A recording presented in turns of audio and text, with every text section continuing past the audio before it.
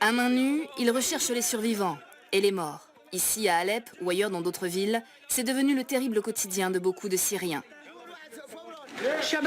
Comme Assad n'arrive pas à vaincre les rebelles sur le front, il bombarde la population civile. Vous voyez des checkpoints des rebelles ici? Il n'y a que des civils qui vivent là. De plus en plus souvent, l'armée syrienne largue des barils d'explosifs sur les villes. Selon Amnesty International, ils auraient tué 3000 civils en 2014 à Alep. Le gouvernement syrien dément, mais seule l'armée régulière possède des hélicoptères. Ces armes bon marché et meurtrières sont larguées sans aucune précision. Ces images du média d'opposition Aleppo Media Center cherchent à montrer les dégâts de ces bombes. Tout à l'heure, un baril d'explosifs est tombé sur l'hôpital du Croissant Rouge. C'est le seul hôpital à Alep qui a un centre de dialyse et il est complètement détruit.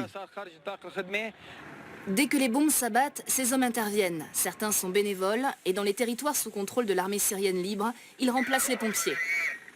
On est prêt pour ceux qui veulent quitter la ville. On les appelle les hommes en blanc. Sur cette vidéo de l'opposition, ils évacuent des civils. Le pays compte désormais 11 millions de personnes déplacées. Celles qui restent n'ont souvent plus de maison. L'armée syrienne libre a mis en place une équipe qui reloge les sans-abri dans des appartements abandonnés.